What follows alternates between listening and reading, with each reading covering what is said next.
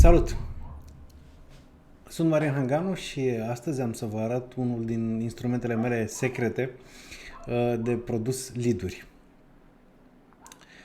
Cu ceva timp în urmă am creat mai multe filme pe care le-am pus într-un playlist special numit Marketing Local. Playlistul îl găsiți pe canalul meu Salesman Pride și am să mă uit chiar acum să-l găsesc pentru voi. Se numește Marketing Local. O să găsiți un link în descriere. Dacă ne uităm puțin la el, sunt câteva filme, începând cu ce este Google My Business, profilul Google My Business și așa mai departe. Sunt filme de maxim 1 minut fiecare, în care discut despre Google My Business. Acum, ce legătură au lead-urile cu Google My Business?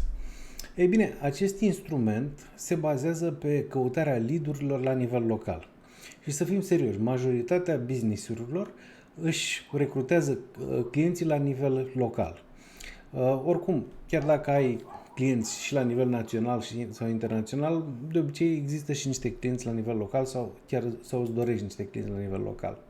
Acum, ai putea să faci asta pur și simplu mergând pe Google Maps și căutând acolo. De exemplu, haideți să căutăm veterinar Ploiești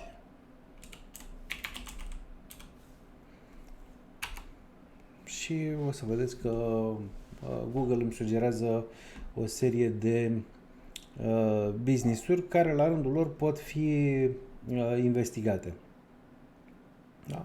Să luăm unul singur, da? Avantgard, avem numele business-ului, avem adresa, programul. Acum, de unde ia Google toate aceste informații? Păi, de mai multe surse, dar cea mai bună sursă este pagina Google My Business. Și e bine dacă un business are pagină de Google My Business. N-am să fac acum o digresiune pe tema Google My Business, pentru că în playlistul Marketing Local găsiți tot ce e de bază, tot ce trebuie să știți de bază pentru Google My Business. Dar ideea este că mergând pe Google Maps pot să investighez business-uri locale și văd și niște review-uri, adică sunt destule informații. Acum, ce îmi doresc eu nu este numai să investighez pe Google Maps, este să fac lucrul ăsta cât mai productiv, adică să fiu cât mai eficient. Și pentru asta eu am cumpărat ceva ce se numește Leads Gorilla. Această soluție software pe care am dat, nu știu, ceva de genul $50 la vremea respectivă și pentru care am primit această soluție. Ce face Leads Gorilla? Leads Gorilla îmi caută lead-urile în Facebook și Google. Pentru asta trebuie să conectez contul meu Google și contul meu Facebook cu această soluție.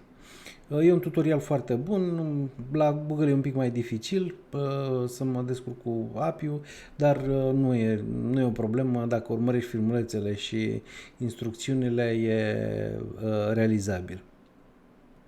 Da, aici este zona de API Keys. Acum, soluția asta vine în mai multe etape, da? Eu am am achiziționat 2 dintre ele, deci am Standard Edition și Advanced. Ce obții la fiecare dintre ele? Standard, Pro, Citation și Local Agency. E descris aici în upgrades. Citation costă vreo, dacă nu mă înșel, 37, iar Local Agency tot ceva de genul. Nu, Pro se plătește lunar, da? E un abonament lunar la Pro. Celelalte se pot cumpăra one time. Fiecare cu avantajele lui. Dar haideți să trecem la ce e important, adică să vedem cum găsim lead-uri. Da? Ne întoarcem în dashboard, unde avem Last Saved Google Leads, da? Campaniile recente pe care le-am făcut și last saved Facebook leads. Hai să găsim niște lead-uri noi. Google Leads. Începem cu aceeași căutare, veterinar. Vreau să găsesc lead-urile în Ploiești, care este orașul meu, Ploiești, România, și hai să zicem că vreau o rază de 30 de kilometri. Mulți. Pentru exemplul nostru 10 sunt suficienți. Și spun search. Iar el va căuta și va lua un pic până când va începe să găsească lead-urile.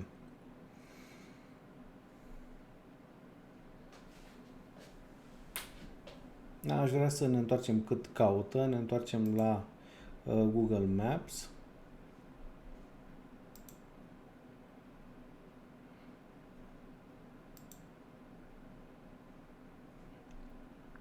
Vedeți că și aici am ceva rezultate, sunt 14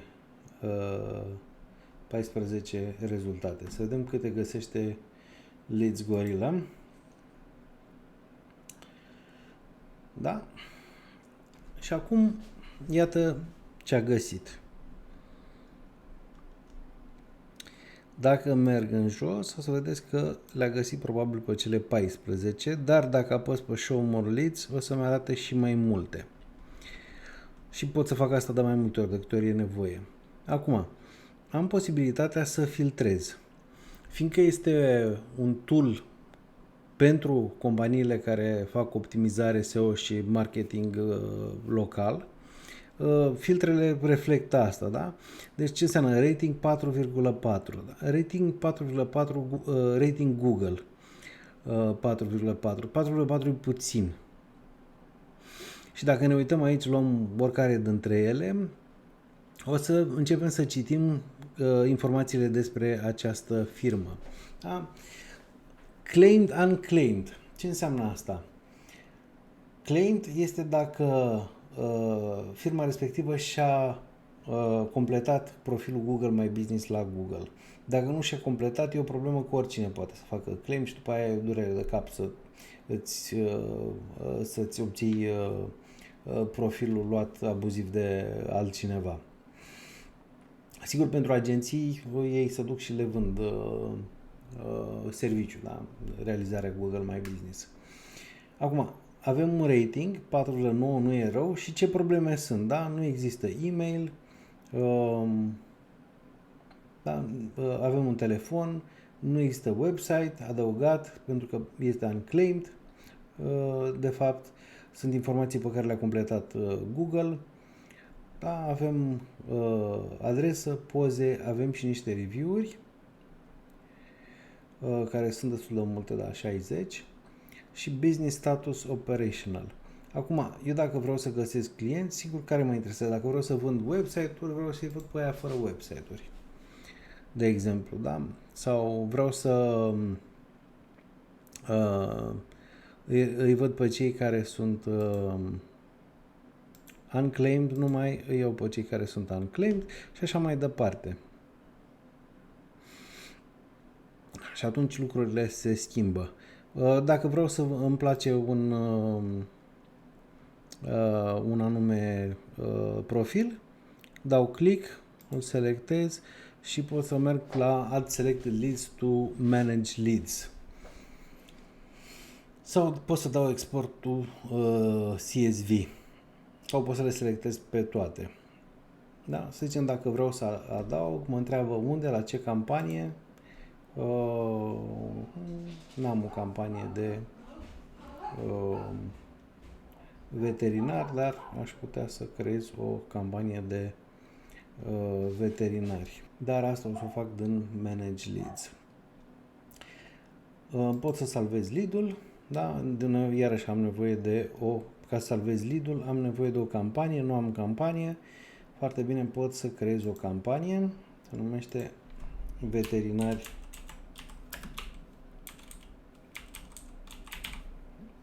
Ploiești și spun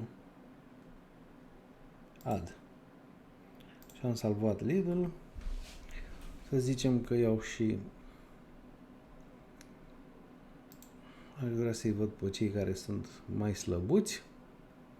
Îl salvez. Îl salvez și pe acesta. Vreau să mai văd. Îl pun să mai caute.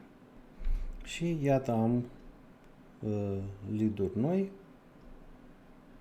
pe care pot să le salvez și pe ele.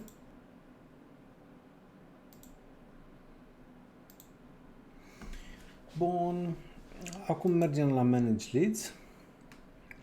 Și la Manage Leads am un dashboard unde pot să adaug campanie nouă, să grupez campaniile sau pot să-mi caut campania mea. Am 11 campanii, găsesc campania mea în care am 7 lead-uri Google pe care le vedeți aici. Bun. Am statusul lor, am date de contact și am un GMB report. Haideți să descărcăm un Google My Business Report să vedem cam ce ne dă pentru asta.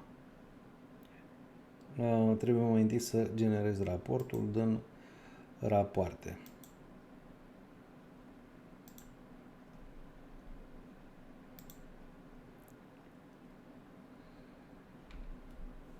Bluevet, vreau să-l generez în Bluevet.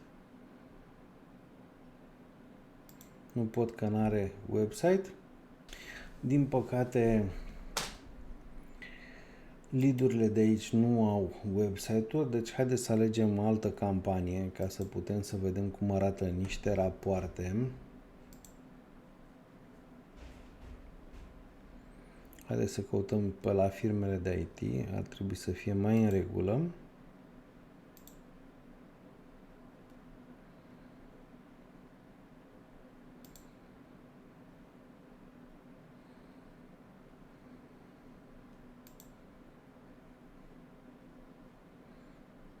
Da. Mergem la Reports. Keep it mobile, da? Ploiești IT. Keep it mobile. Generate. Check all. Generate report.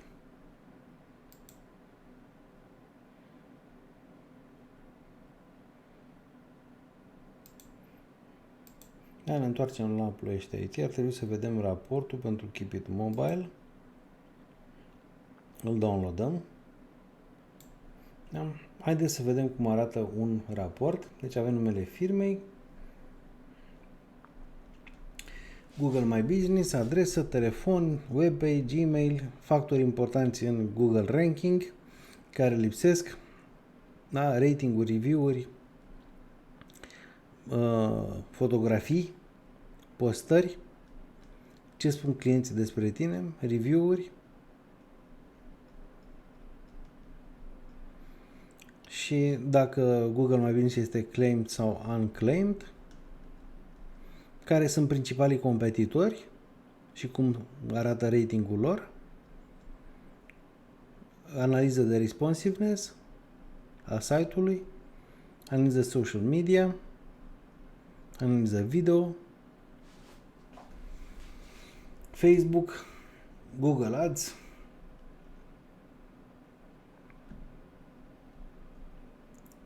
deci o analiză foarte, foarte profesionistă. Deci dacă sunteți în o agenție de marketing, SEO, iată câte lucruri primiți numai prin câteva clicuri. Bun. Când merg la Manage Leads,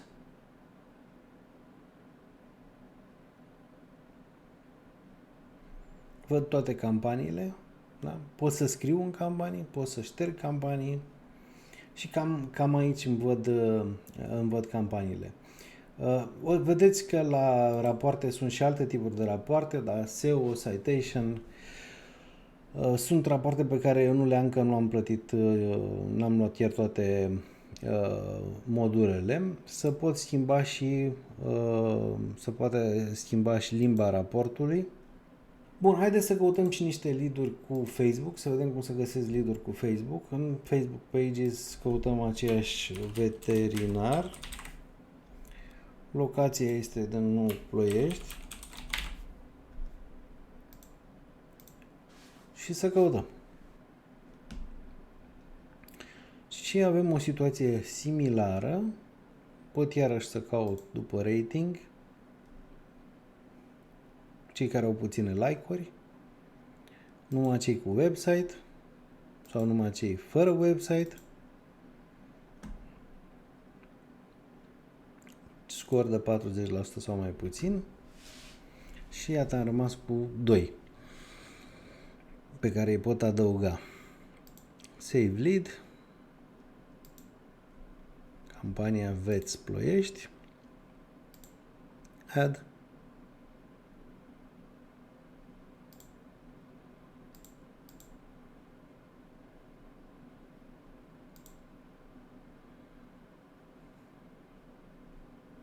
Acum dacă merg la Manage Leads,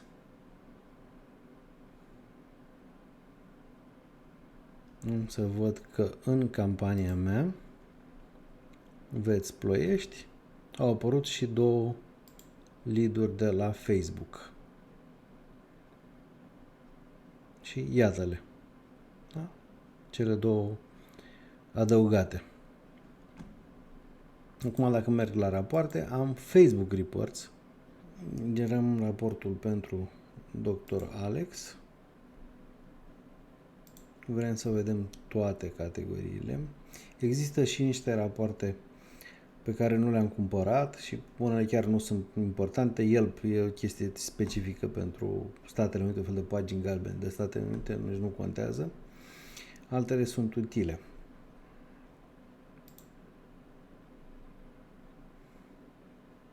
De exemplu, WordPress Report. Dacă vindeți servicii WordPress, o să vreți să știți dacă au site-ul făcut în WordPress. Și atunci raportul ăsta de pro chiar e important. Și hai să vedem cum arată raportul. Da? Dr. Alex, medic veterinar, Facebook page, avem pagina de Facebook, front page,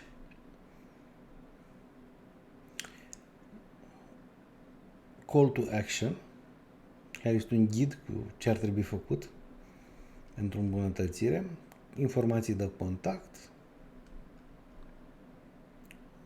responsivitatea site-ului,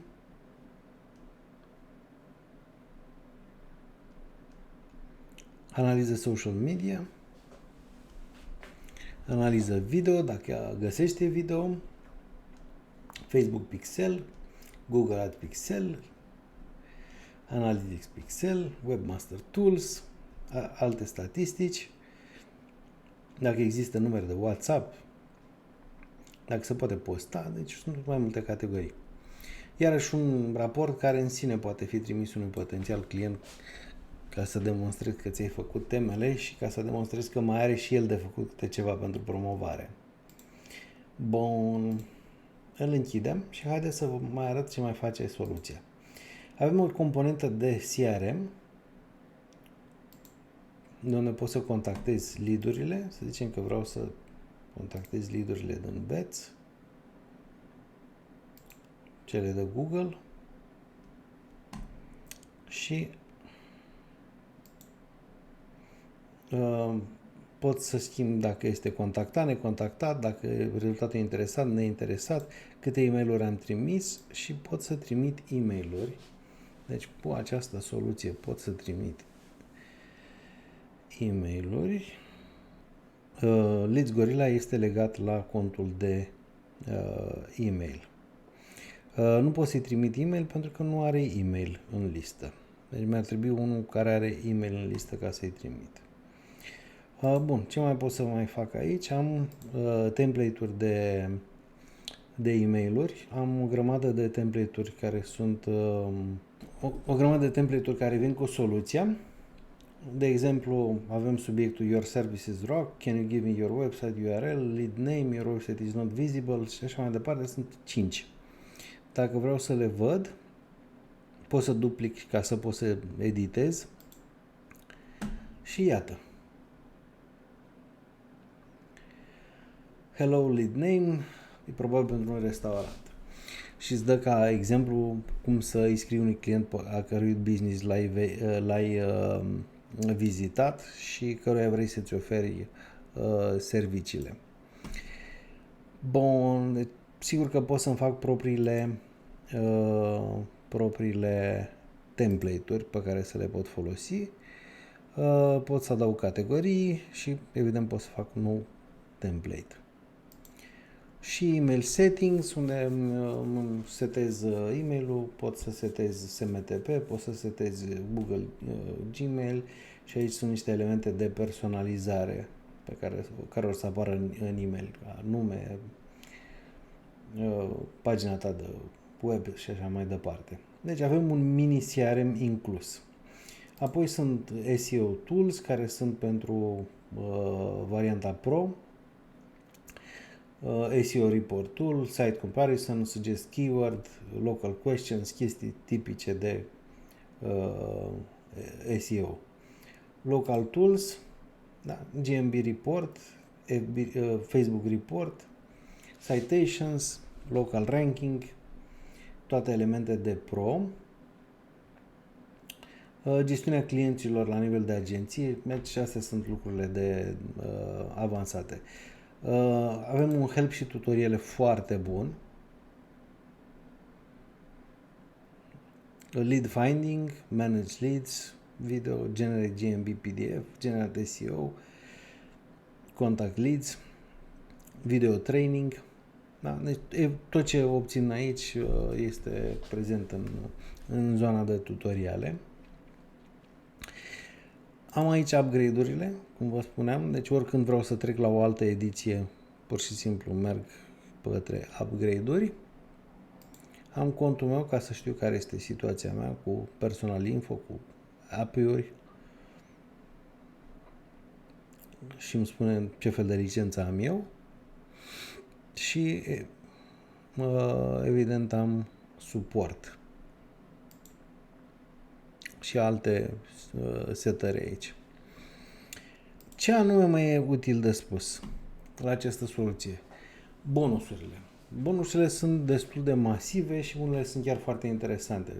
Uitați, aveam bonusuri, peste 20 de bonusuri diferite. Da? Deci unele sunt pur și simplu training, altele sunt template-uri, altele sunt reseller rights, pentru că e o soluție orientată către agențiile de marketing. Da? Imagini,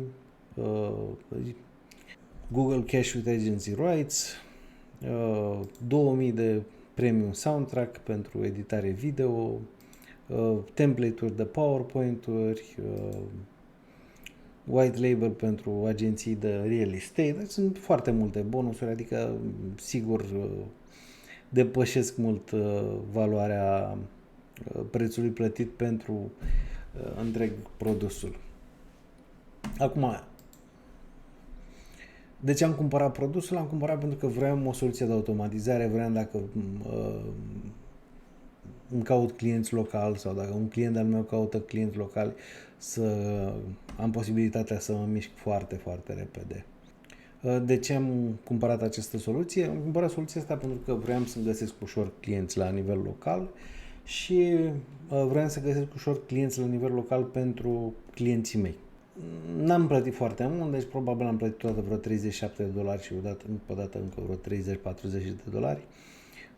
Cred că soluția față de cât am plătit își merită banii. Dacă sunteți o agenție de marketing, web advertising, merită să cumpărați toate modulele, să vă abonați la Pro. E o unealtă foarte, foarte puternică pentru marketing la nivel local. Sper că v-a plăcut, vă îndemn să urmăriți și celelalte filme din playlistul marketing local, dacă nu sunteți familiarizați cu Google My Business și cu ce poate face pentru afacerea voastră, și până data viitoare vă urez la revedere!